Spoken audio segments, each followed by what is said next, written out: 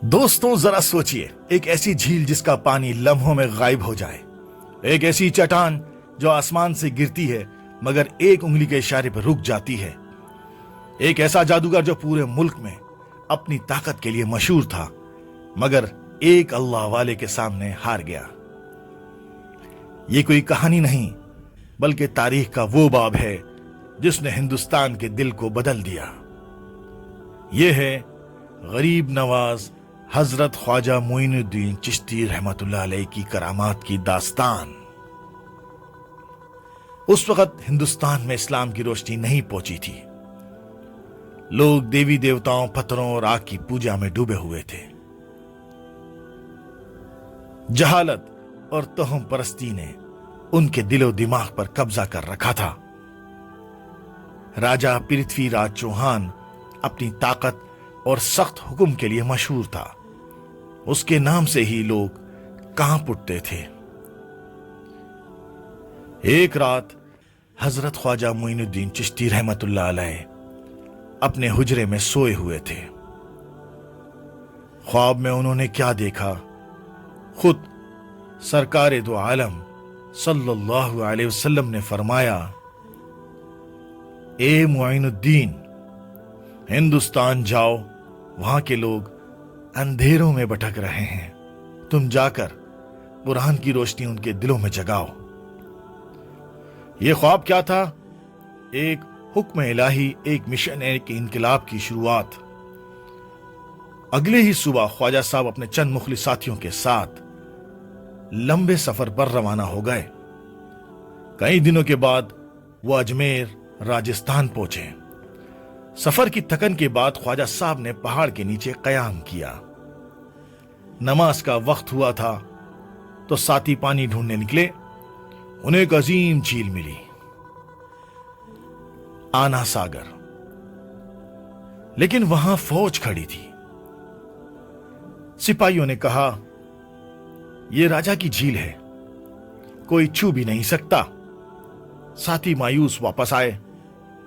خواجہ صاحب مسکرائے اور کہا، جاؤ، اللہ کے نام سے پانی لے آؤ۔ جب ساتھیوں نے لوٹے کو جھیل کی طرف بڑھایا تو لمحوں میں پوری جھیل کا پانی ایک لوٹے میں سما گیا۔ یہ منظر دیکھ کر فوج کی آنکھیں پھٹی کی پھٹی رہ گئیں۔ فوراً کئی سپاہی کلمہ پڑھ کر مسلمان ہو گئے۔ سبحان اللہ۔ خبر محل تک پہنچی۔ راجہ پرتھوی راج غصے سے آگ بگولا ہو گیا۔ وہ بولا، یہ جادوگر ہے، اسے ختم کرنا ہوگا۔ پھر اس نے ملک کے سب سے بڑے جادوگر جے پال کو بلایا۔ جے پال نے کہا، فکر نہ کرو، میں اس فقیر کو لمحوں میں ختم کر دوں گا۔ جے پال خواجہ صاحب کو تلاش کرتے ہوئے پہنچا۔ اس نے جادو کے زور سے ایک بڑی چٹان اٹھائی اور کہا، اب دیکھنا اس فقیر کا کیا حال ہوتا ہے۔ لیکن جیسے ہی وہ چٹان خواجہ صاحب پر گرتی، خواجہ صاحب نے صرف ایک انگلی اٹھا کر فرمایا، اگر تو اللہ کے حکم سے آئی ہے تو مجھے مار دے، اور اگر شیطان کے حکم سے آئی ہے تو رک جا۔ اور پھر کیا ہوا، چٹان فضا میں رک گئی۔ یہ منظر دیکھ کر جادوگر کے پسینے چھوٹ گئے۔ اس نے فوراً ہتھیار ڈال دیے اور کہا، یہ کوئی عام انسان نہیں ہے، یہ اللہ کا ولی ہے۔ جے پال نے فوراً اسلام قبول کر لیا۔ ایک دن ایک پنڈت کی بیٹی مندر میں دودھ لے گئی۔ اس نے کہا، اگر یہ ہمارے خدا ہیں تو دودھ ضرور پیئیں، مگر بت خاموش رہا۔ بیٹی رونے لگی، خون بہنے لگا۔ اسی وقت خواجہ صاحب وہاں سے گزرے۔ انہوں نے بت کے کان پکڑ کر کہا، اللہ کے حکم سے یہ دودھ پی لو، اور بدھ دودھ پینے لگا۔ پورا گاؤں یہ دیکھ کر حیران رہ گیا لڑکی اور اس کا خاندان مسلمان ہو گیا۔ کچھ پجاری آگ کی پوجا کر رہے تھے۔ خواجہ صاحب نے کہا، یہ آگ تمہاری کیا دے سکتی ہے؟ یہ تو تمہیں جلائے گی۔ پجاری ہنسے، اگر تمہارے خدا کی طاقت ہے تو آگ میں جا کر دکھاؤ۔ خواجہ صاحب اللہ کے نیک بندے، ان سب باتوں کا ان پر کوئی اثر نہیں ہوا۔ انہوں نے کہا، میں ان کو ثابت کرنے کے لیے آگ میں جاؤں گا۔ خواجہ صاحب اللہ کا نام لے کر آگ میں داخل ہو گئے، لیکن آگ ٹھنڈی ہو گئی، جیسے ابراہیم علیہ السلام کی آگ ٹھنڈی ہو گئی تھی۔